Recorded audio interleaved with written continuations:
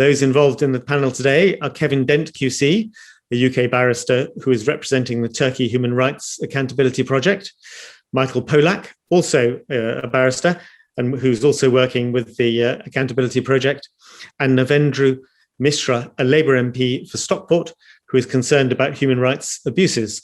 Last year, Mishra resigned as PPS to Angela Rayner after rebelling in a vote over what has become the Covert Human Intelligence Sources Criminal Conduct Act. Can I turn first to Navendu to ask him to explain about the importance of global human rights sanctions? Thank you, Owen. First of all, it's wonderful to be on this call and see so many people on.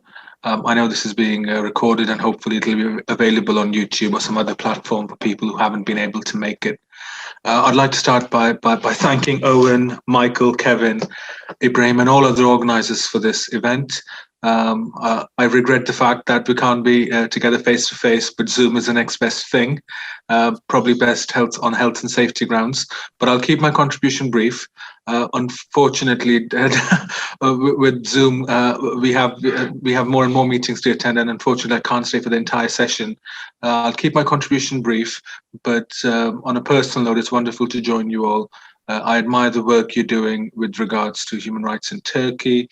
My personal view is that human rights are universal. We should always stand up for human rights. And as a proud Labour representative in Parliament, I'm really glad to be able to join you guys. Now, most of you, I think all of you will know of the reports that have come in from Turkey over the years, but there are credible reports from international organizations, including United Nations and the Council of Europe, international and national NGOs, bar associations that have mentioned the role of torture, ill treatment, and the practice of impunity. You just have to look at the UK Home Office's country information note, which states that in Turkey there's a real risk of mistreatment simply on the basis that a person is a member of an opposition group or a relative or a friend of a member of an opposition group. And those accused of torture may act with impunity.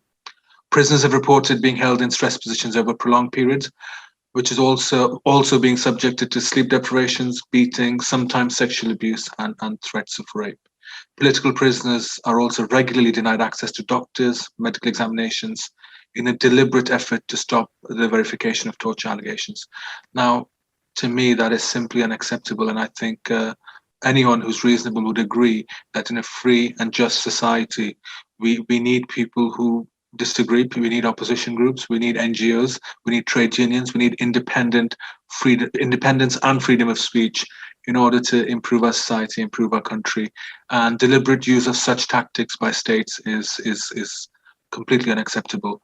Now, under the European Convention on Human Rights, which Turkey and the UK are party to, all states that have signed are under obligation of collective enforcement of the rights and freedoms enshrined in the Convention.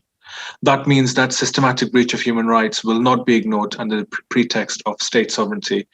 And it is very important that when allegations like this do come forward, they're investigated properly and people aren't targeted based on their background, their heritage, their political affiliation, their political views, and things like that. Now, in my view, the targeted sanction regime is very clever and it's a very useful tool because you're not targeting an entire state or a country, but actually you are targeting specific people who are involved in these allegations. Now, my record is quite clear when it comes to places like Xinjiang and what the government of China has been accused of doing there. And as I said earlier on, human rights are universal. These values are universal, and the rule of law must be respected. Now, Turkey has signed up to the European Convention, and we expect it to enforce it. It may be of interest for me to remind people that on the 1st of August 2018, the US Treasury Department sanctioned Turkish ministers of justice and interior for their role on leading the organizations responsible for implementing the serious human rights abuses in Turkey. Now, the Global Human Rights Sanctions Regulation 2020, so-called regulations, are to deter and provide accountability for activities. So I do hope that the British government will take action. I am a humble opposition MP, but as I said, it's very important to me that UK uses its diplomatic power in order to stand up for people that are being oppressed or people who are being targeted by foreign states, whether that is inside the UK or outside. As I said, I'm not going to go on for ages. I'm a politician, so I can speak for hours. So I'm not going to subject you to that.